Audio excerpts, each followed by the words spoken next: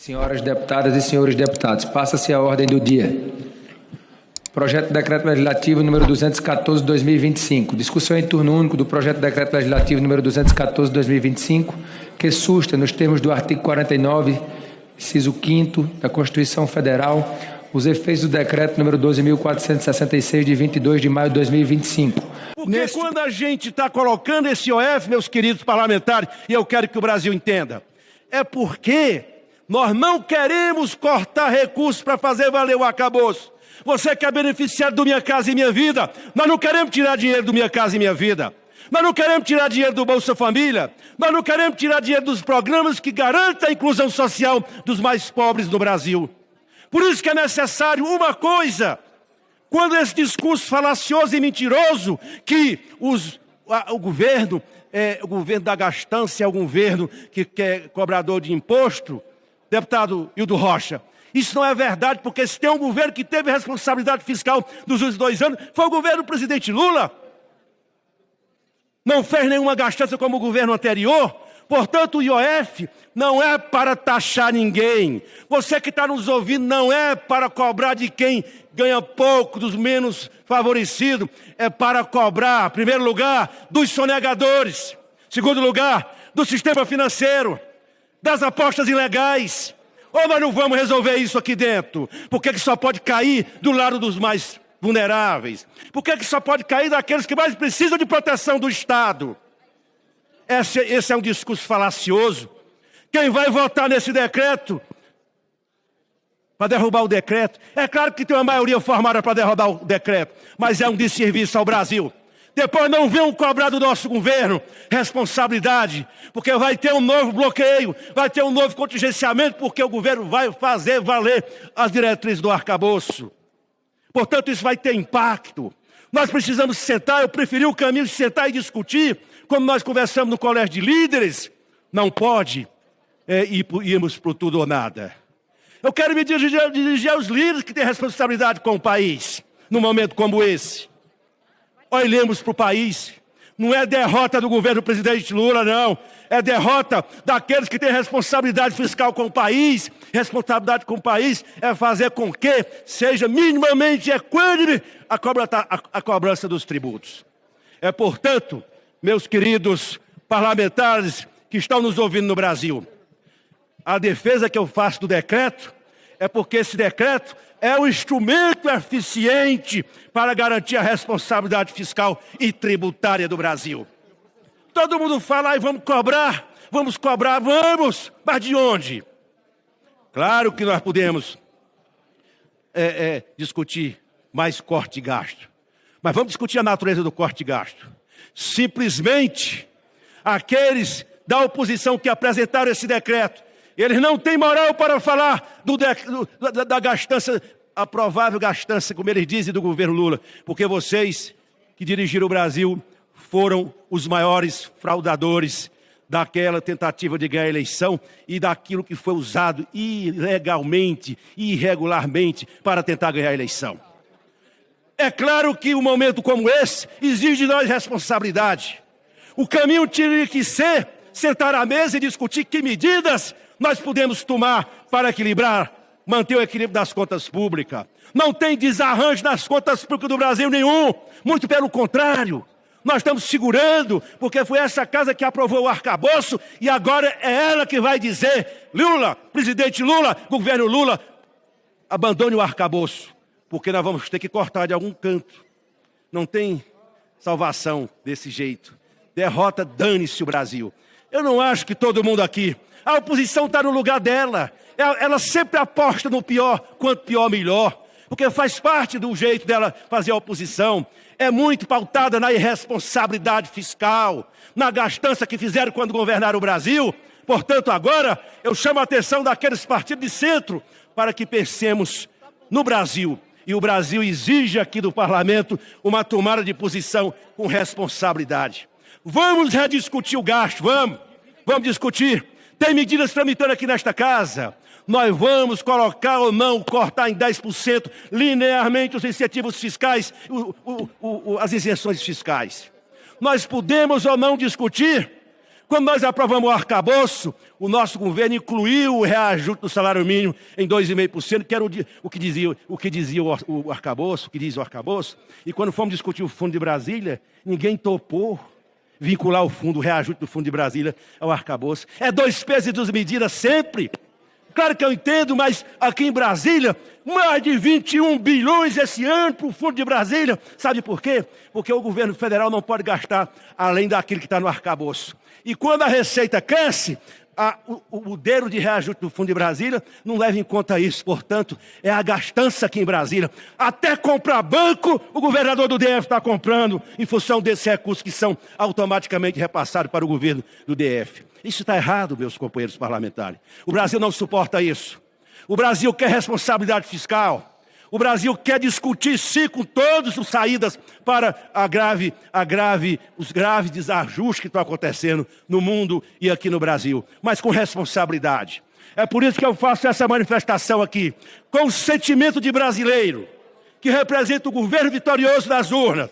Vocês da oposição têm todo o direito de fazer oposição, mas você não tem direito de fazerem demagogia. Dia de sessão virtual, onde grande parte dos parlamentares não estão em Brasília, portanto, os parlamentares não vão participar desta discussão, que neste dia de sessão virtual, com o plenário absolutamente esvaziado, nós tenhamos na pauta a eliminação de um decreto do governo federal, onde foi aprovada a urgência, mas de bom alvitre que nós tivéssemos o mínimo de discussão necessária, porque é preciso que o Brasil inteiro saiba do que está se construindo como projeto de poder neste país. Está se construindo uma tentativa de se impedir a taxação dos ricos nesse país, dos ricos.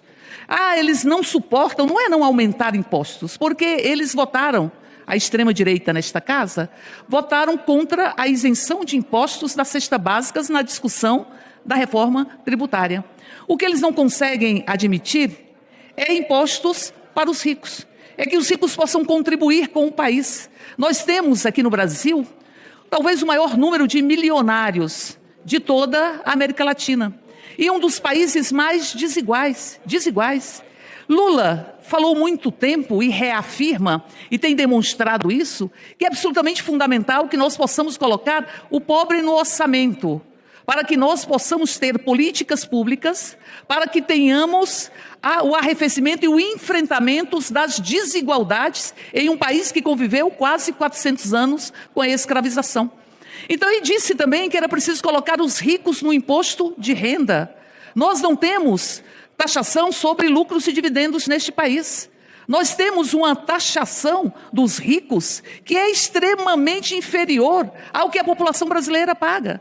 Lula encaminhou um projeto de que nós tivéssemos a isenção de imposto de renda para quem ganha até R$5.000. É preciso enfrentar as desigualdades nesse país. É preciso dar dignidade ao conjunto da população. Isso é perseguido por Luiz Inácio Lula da Silva, a busca de dignidade para a população.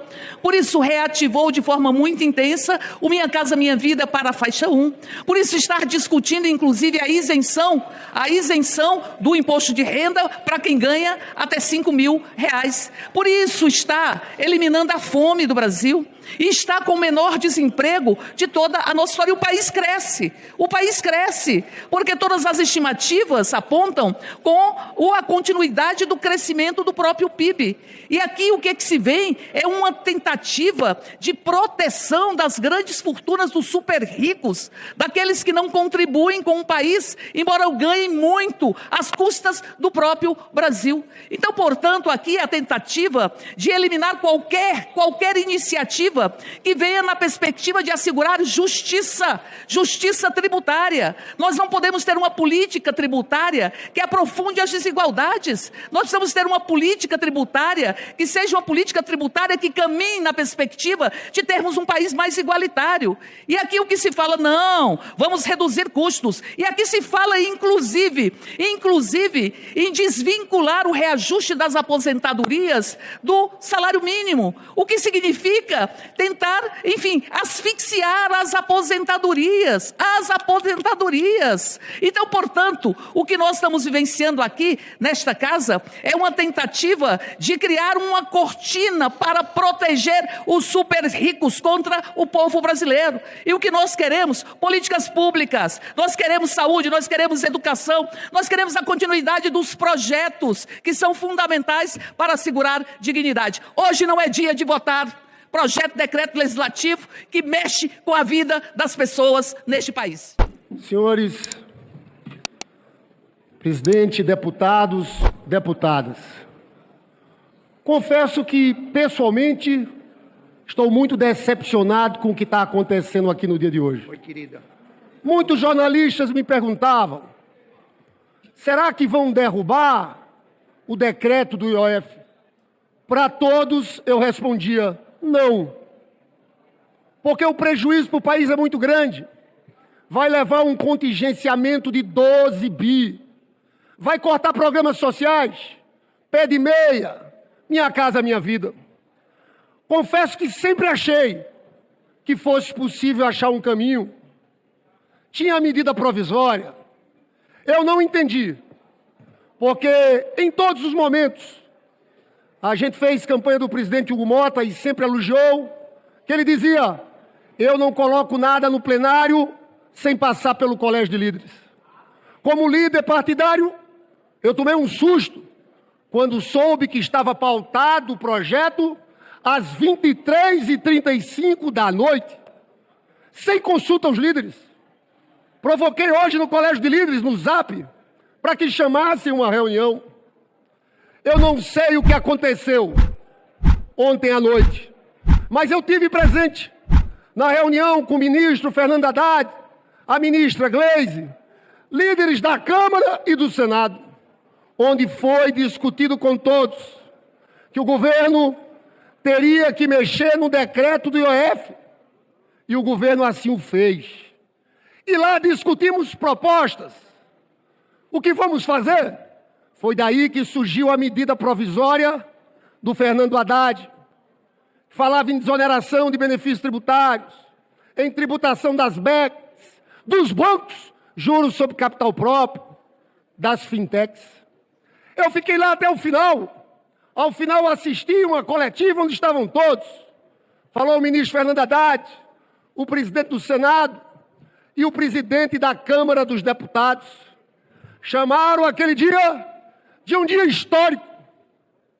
Também, como a maioria dos brasileiros, não entendi a mudança de posição no outro dia. Porque essa é uma característica também que eu tenho. Quando tenho posição, defendo essas posições. E naquele momento, quando a gente viu a repercussão no outro dia, eu comecei a ver a movimentação de lobbies econômicos poderosíssimos.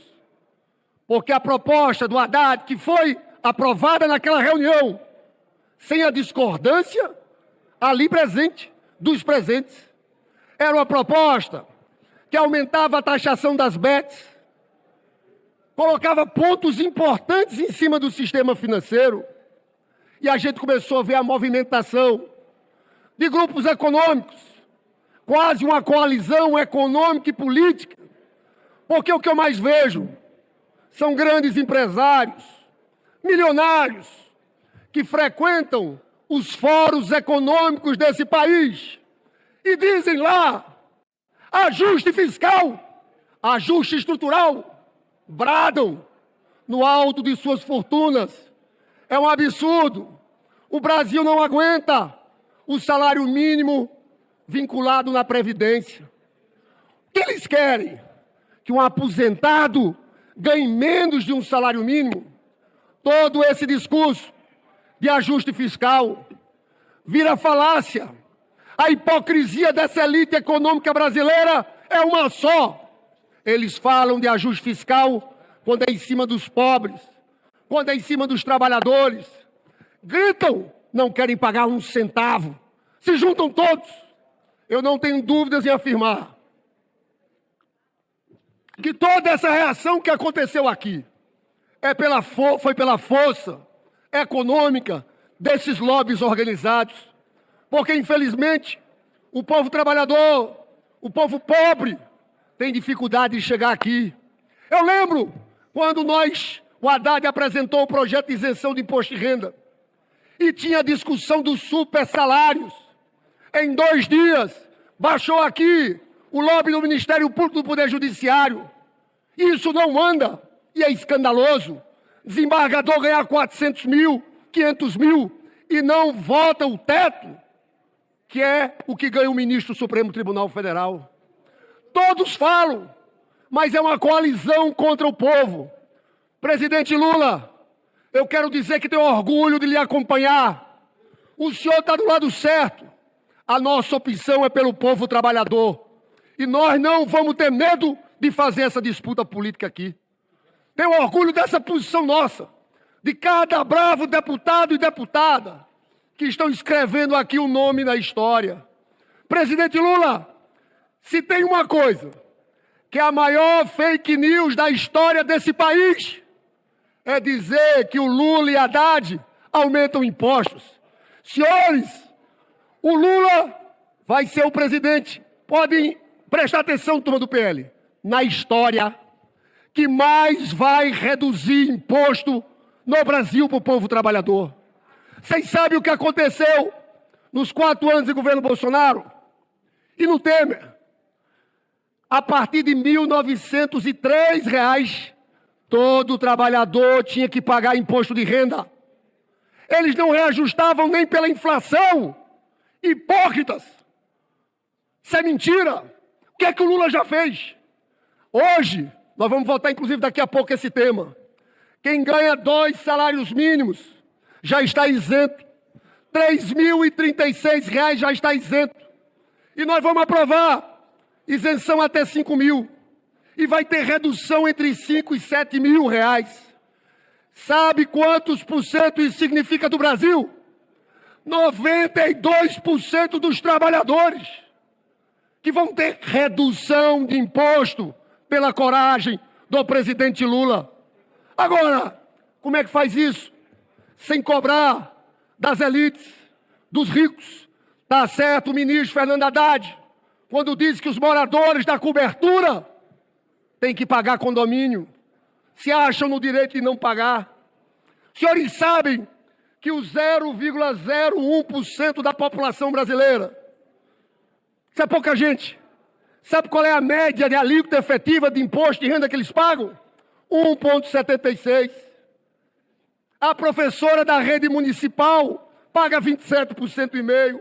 O gari do Rio de Janeiro paga 27,5%. Parabéns, ministro Haddad. Parabéns, presidente Lula. Essa é a verdade que está por trás de tudo isso. Você sabe que Raimundo Faoro escreveu uma das obras da nossa história, Os Donos do Poder, que fala dessas elites, e diz o seguinte: em oposição ao povo, encontram-se as elites, que irão apresentar em termos éticos, segundo Faoro, características perversas. Em primeiro lugar, são dotadas de uma profunda indiferença em relação ao outro. É o que a gente vê nesse país.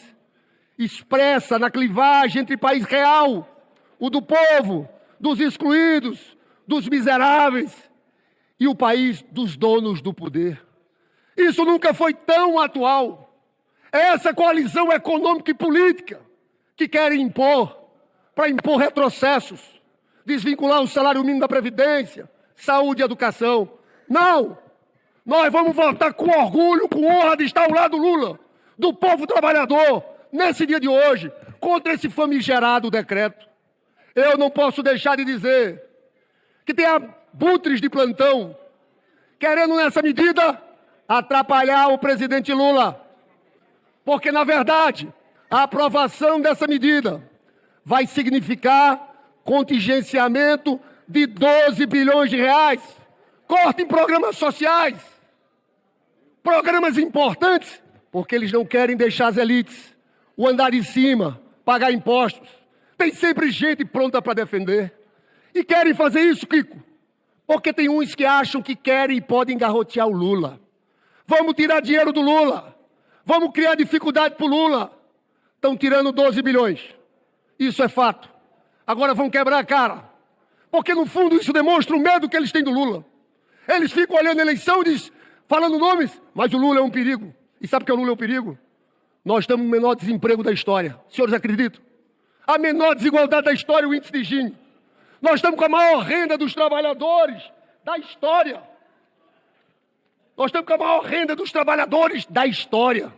Nós tiramos mais de 20 milhões de pessoas da pobreza, gente que passava fome.